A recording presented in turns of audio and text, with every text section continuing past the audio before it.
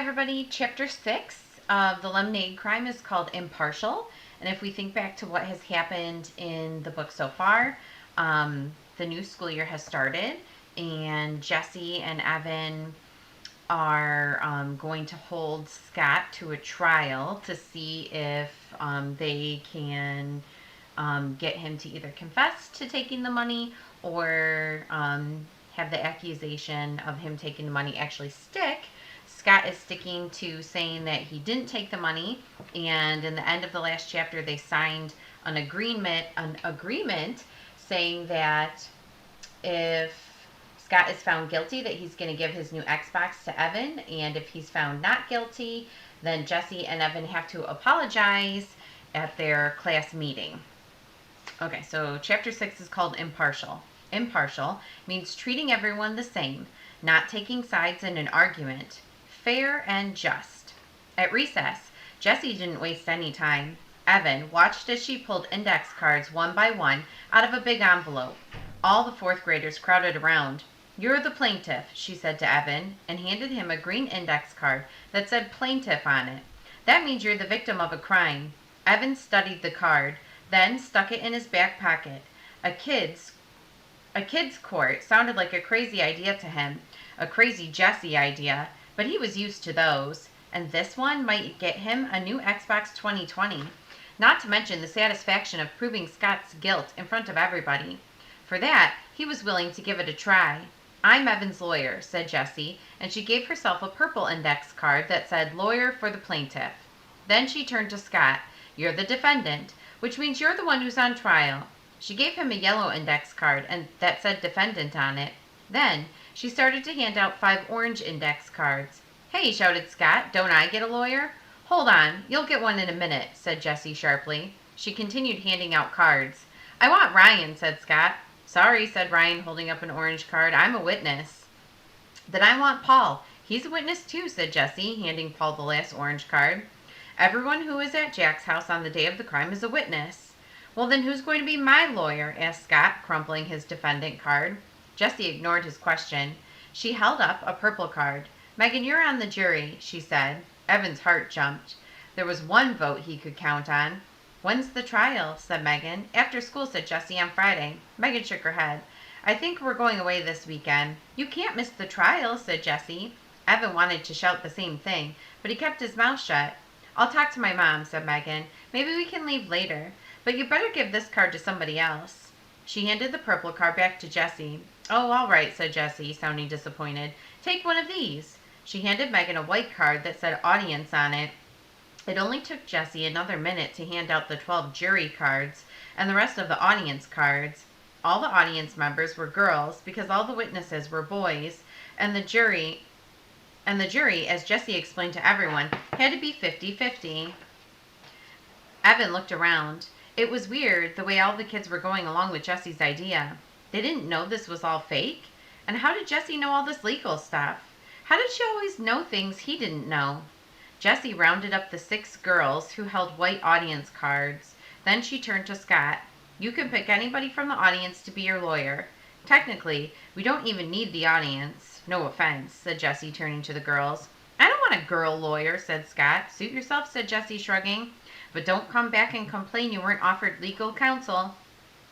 "A bunch of girls," said Scott. "Some offer. I'll be my own lawyer. I'll defend myself." He turned to Jessie. "And I'll beat you at it too," he said. That was just like Scott, thought Evan, always thinking he was the best, always the kid who had the best stuff, who took the best vacations, who had everything. "Good," said Jessie. "Defend yourself." There was just one more index card in her envelope. Evan watched as she pulled it out slowly.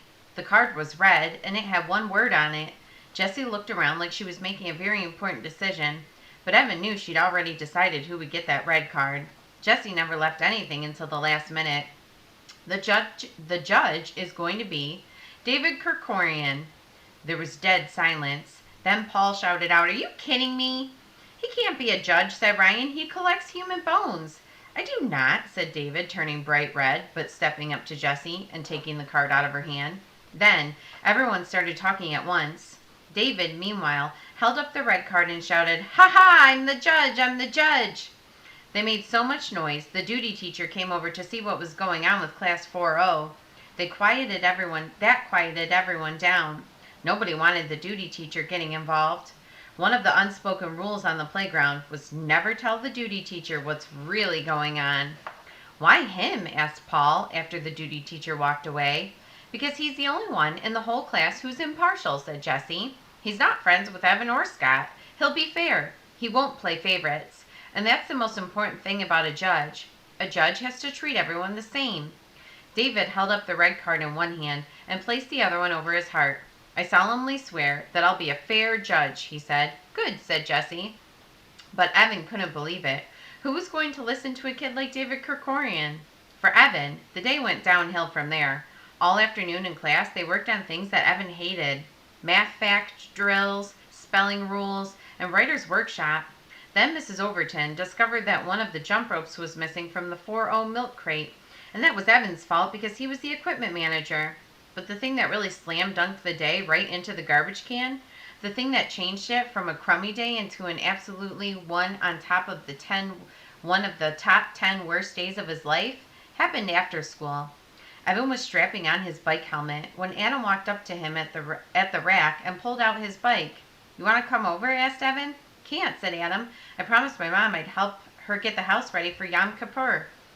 Is that today? Asked Evan, clicking the buckle under his chin. It starts Friday night, but my mom wants me to clean up my room today and do some other stuff too. Evan knew that Yom Kippur is a holiday where the grown-ups don't eat all day. It was supposed to help them think about their sins, but Evan couldn't figure that out. When he was hungry, he couldn't think about anything except what he was going to eat next. You want to come to the breakfast party? Asked Adam. The Goldbergs always ate a big meal at sunset when the holiday fast was over. The break fast party. You want to come to the break fast party? Asked Adam. The Goldbergs always ate a big meal at sunset when the holiday fast was over. Sure, said Evan. He'd been to lots of Friday night dinners at Adam's and Paul's houses. He liked the candles and even the prayers he didn't understand, but mostly he liked the food.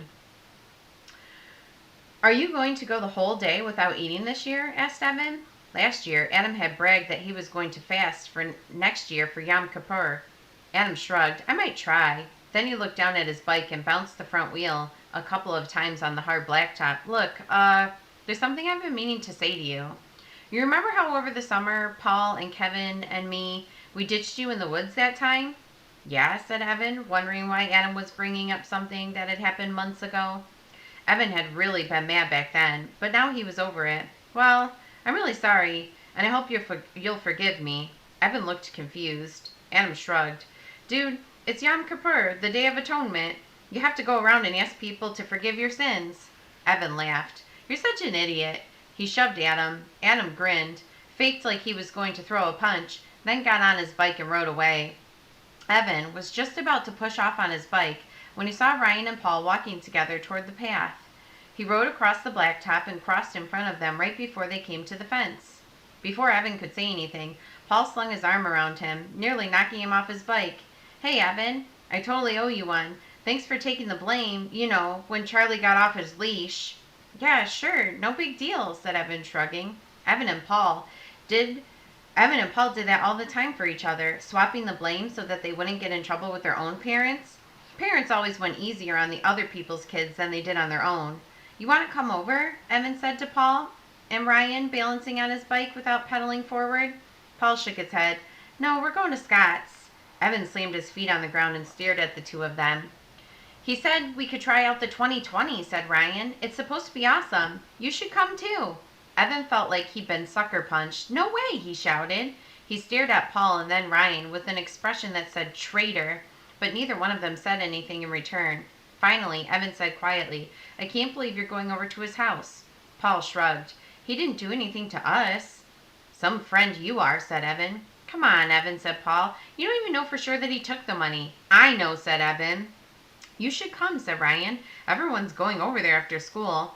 A picture came into Evan's mind of the whole 4th grade class marching over to Scott's house, all his friends. And where would he be? He'd be at home with his little sister. Who? He asked. Everyone who? All the guys, said Paul. You know, me and Ryan and Jack and Kevin, all the guys. Not Adam, said Evan, thinking to himself that at least he had one friend who was loyal. Well, he's got to help his mother with some stuff, said Ryan. But then he's coming over after that, like in an hour. Evan shook his head in disbelief. His best friend, stabbing him in the back. He yanked his handlebars away from Paul and Ryan and rode off without saying another word. Okay, I'll be back tomorrow with chapter 7. Bye, guys.